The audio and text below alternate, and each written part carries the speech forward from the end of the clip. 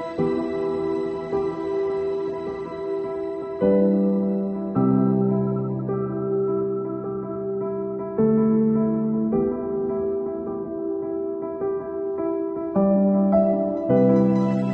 been living in Canada for now 10 years, or just over a decade, almost into my 11th years. And I've been working in this community for the past, since 2019 when I first moved to Vancouver. So my studio is actually blocked away from this space. If you're curious about me, maybe we will do a Q&A about it, but I would like to put more attention into the current project that's in this exhibition. The project contains a few parts: the concrete sculpture on the floor, the video work, and this next to me, this whole pile of folded clothes, as well as some smaller photograph documentations of some stitching process, as well as stations of stitching on the corner.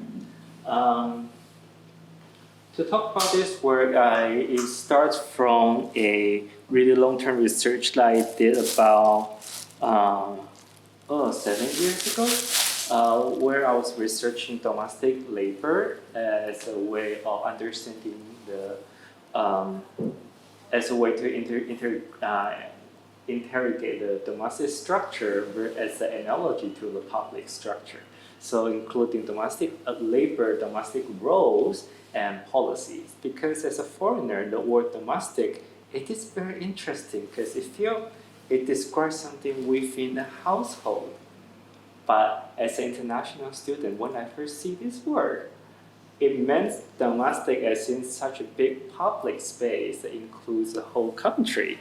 So how could this word be so private at the same time, so public? And how does those parallels draw towards each other? So that was my fascination. It's a very interesting piece of clothes. So that was my fascination first to encounter with domestic labor. And something that particularly draws me is doing laundries. It's such a trivial work that sometimes you just hate it. But when you do it, it feels so nice. Especially that time I was single. But after you have a fresh done pile of laundry, you just feel like a partner, like a boyfriend somehow.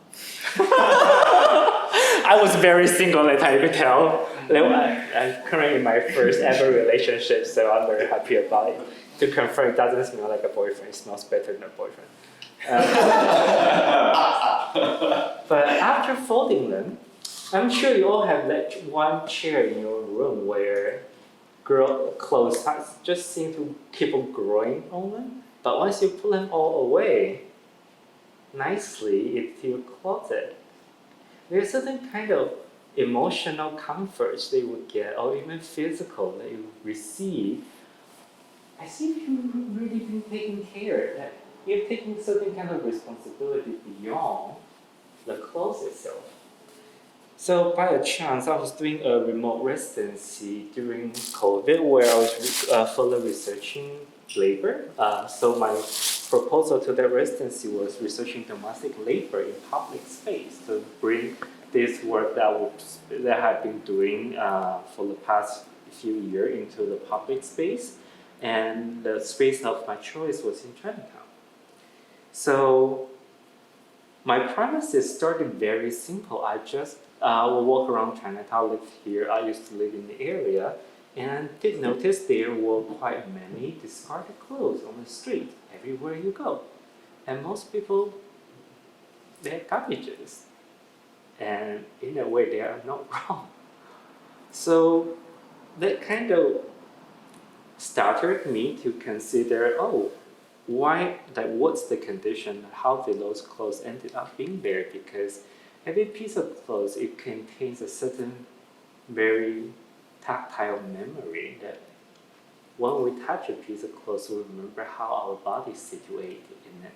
It's like it's either a very comfortable shelf or a fashion statement.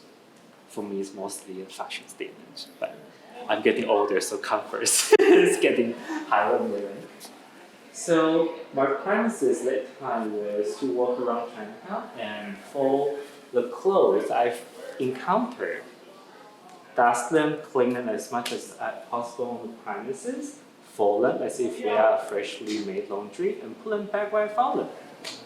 That was the whole premises of the project. But something very, very unexpected happened. It was kind of comes as a shock, as an inspiration, but also something kind of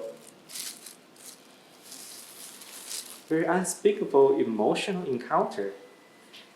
After I folded a piece of clothes and I come back, pass it by again for like 3-5 minutes, it's been taken. I can clearly see people taken one piece and left the other piece there because they will be examined and then they put back.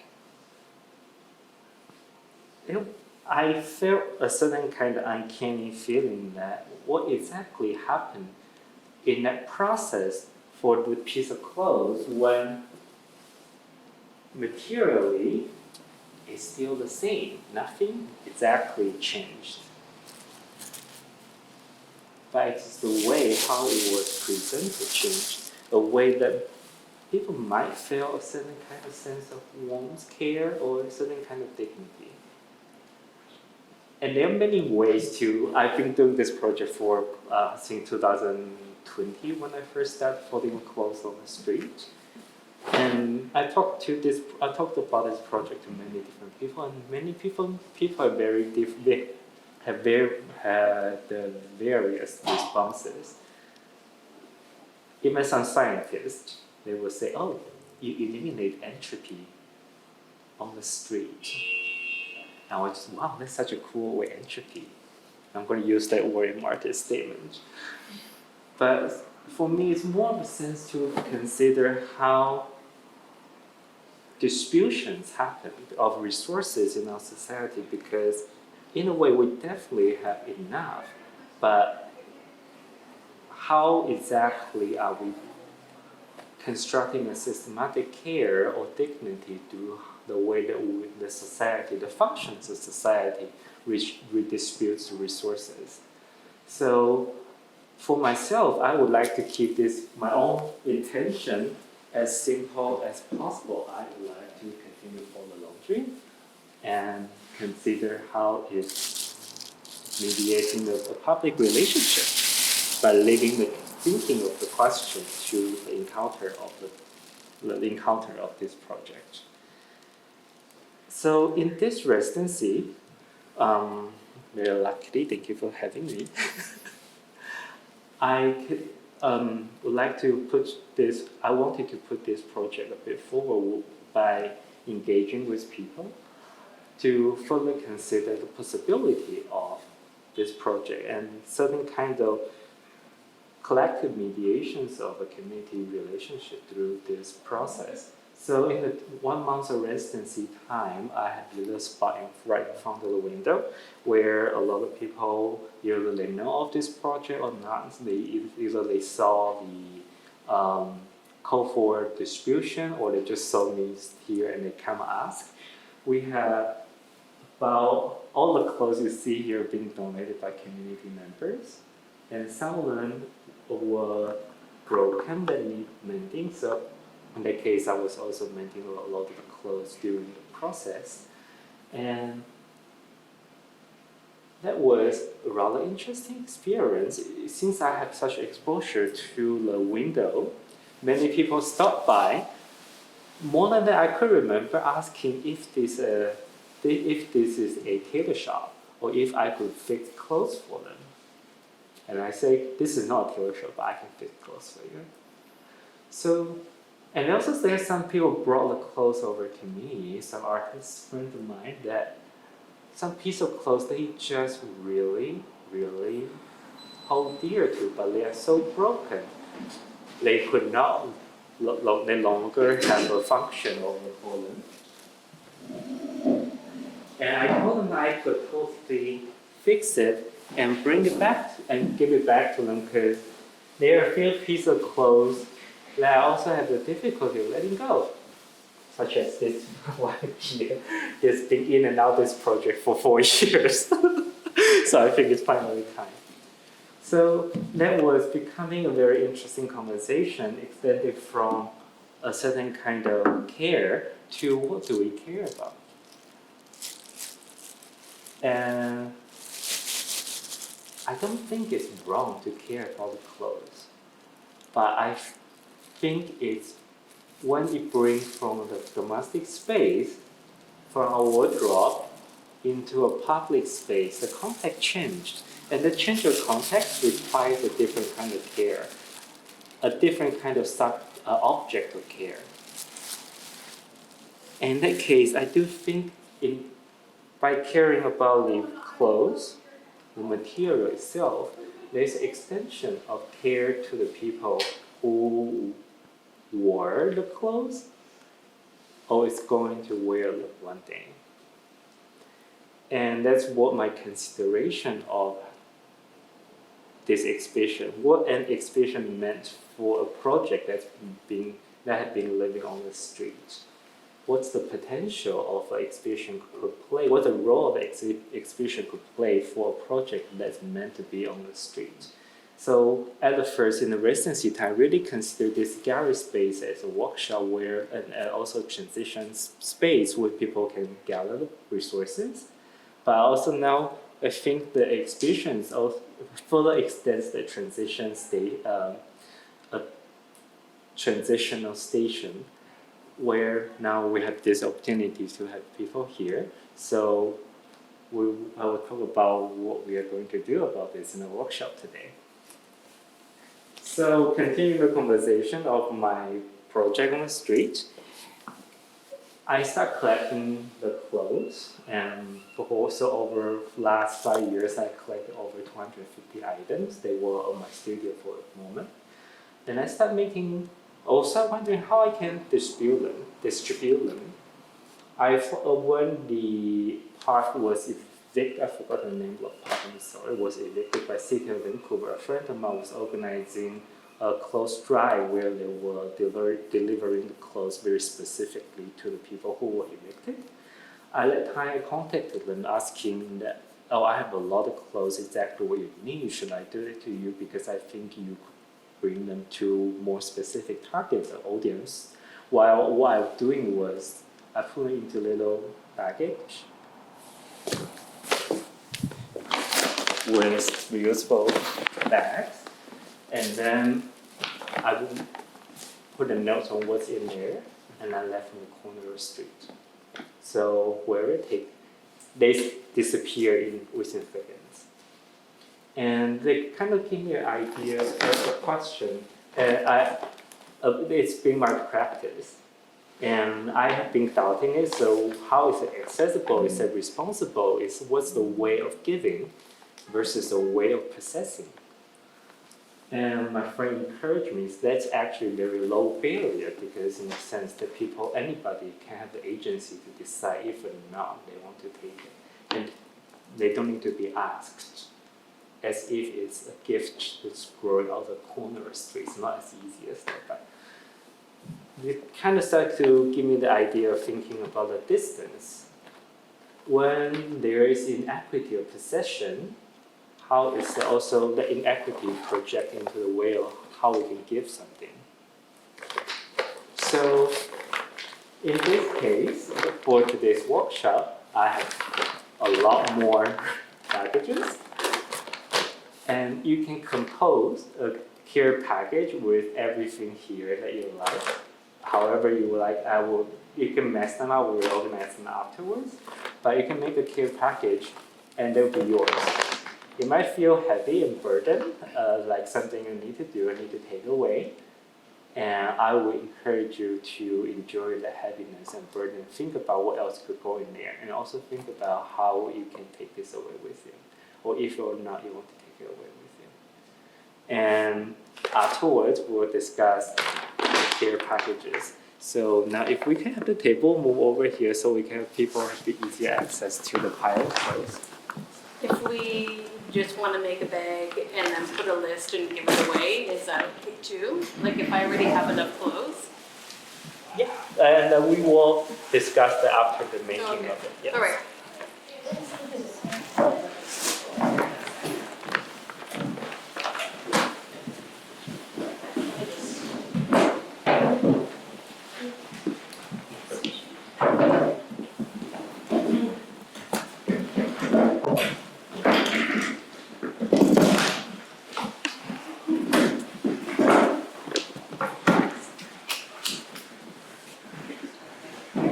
Yes, I think if we come closer. Yeah,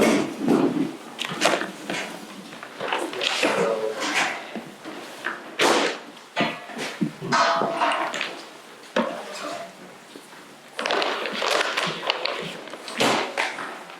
so you can put as many items, you can put you can match them in a static that you prefer. So everything, however you want to do it, it's fine. I know we should put on what goes together. But in this case, it's a way of creativity or like how you match your clothes yourself. So for me, a part of this project is also to understand how aesthetic plays in our life, the foundational aesthetic experience. And that's not just, that part definitely encompasses the part of how we express ourselves through our clothes, but also what's an aesthetic experience? Do you see something comfort when you drink a glass of nice warm water in the cold winter day? That's a really nice feeling. And so for me, aesthetic has more fundamental positions in the society than what people expected. It's not the cherry on the top, but it's really the baking soda in the whole cake formula that need to be mixed into the batter from the first place. I do arts research and the community development, so my language might be a bit off in this case. But yeah, so now I would like to invite you, or if you feel comfortable, I can start one. But yes. You can just draw them out, and if you accidentally mess them, you can bring a whole pile to people. And I will do that for you, so it'll be easier for people to access this.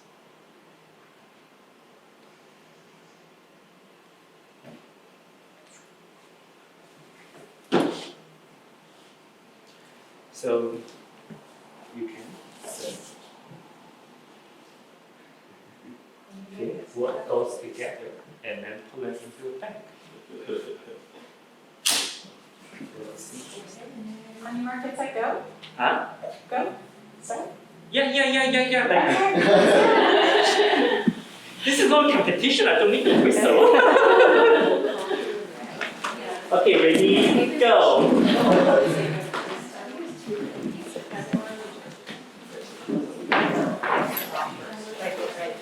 Yeah, that's like there's Also, I thought read online or something about like brain shopping bags. Yes, it's exactly for this purpose. I also brought a bunch of like bags that I don't use anymore. So do I? You can I'll take this for you. And then I'll give it back to you.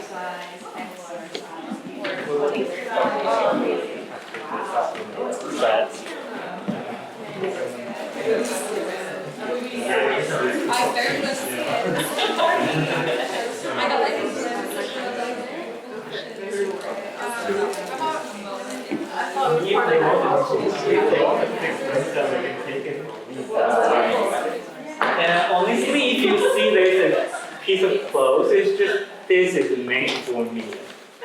I will cherish with my life.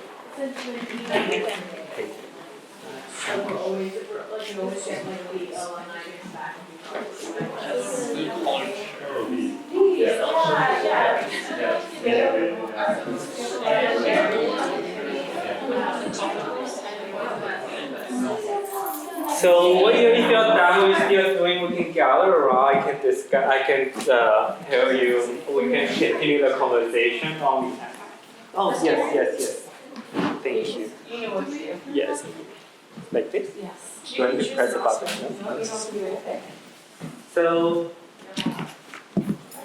So in this case, if you already make one or a few packages, if you see some item you like to keep for yourself, please do in that case. Because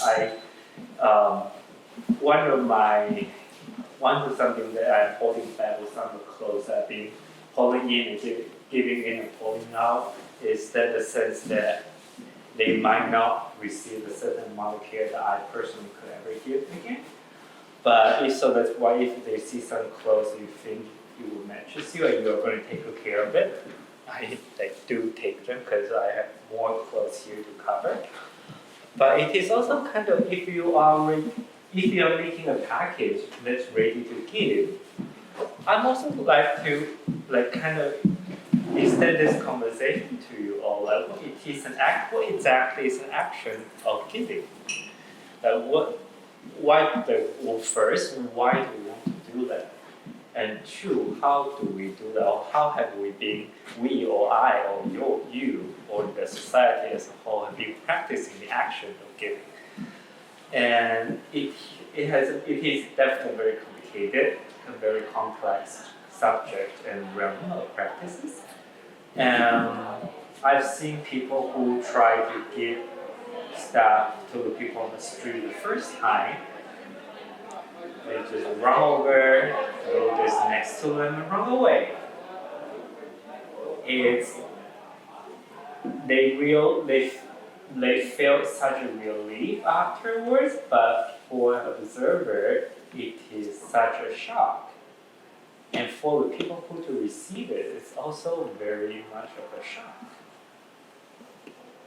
So that's why I personally started this practice of giving by living on the corner of the street, because in a sense, it becomes a bit more indirect. There is a certain kind of distance that becomes a leverage to mediate the relationship between the distance between me, the person who was supposed to give, and the other person who on the other end of leverage who is to receive.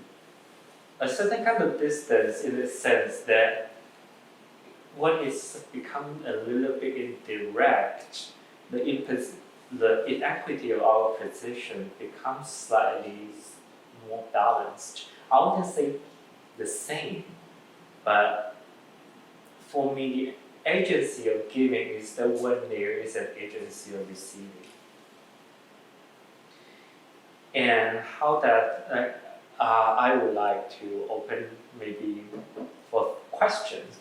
Not you have to ask a question for me, but also to maybe a question. So, how exactly it is what we now can see the actions of either certain charities or even actions of giving, or even to consider the physical bodily distance of actions of giving, or what in the case encounter a work in the gallery, because that it is a very important element in my own practice. When I don't show my work very often, but when I show the distance of my work to the audience body, how I can mediate that distance and relationship becomes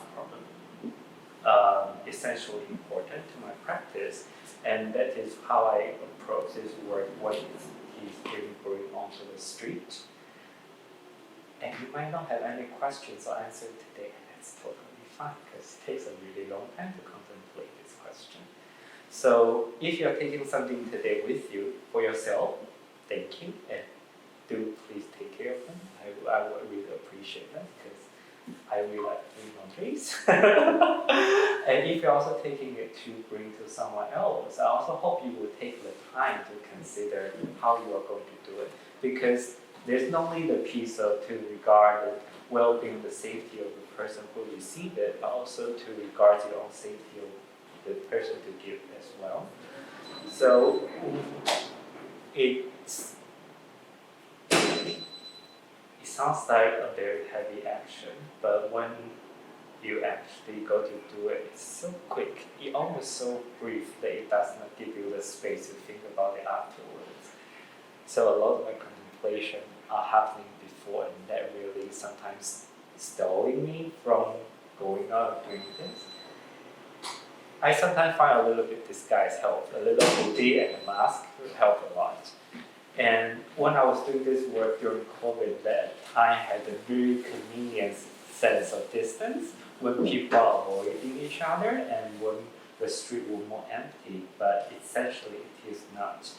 And so I'm not going to talk about much longer in this case, but I would like to open the floor or like some kind of discussion or silence. And to also point out to the progress in the community in Chinatown, my observations of the last few years of the street cleanup project that the city has been pushing, where they have been pushing a lot of street populations into the alley and back to the Hastings area to make the surface of the street clean. And when I was going between the street and the alley, there's a sense that when you step into the alley, you're almost invisible. And that is the whole population, the invisibility in there.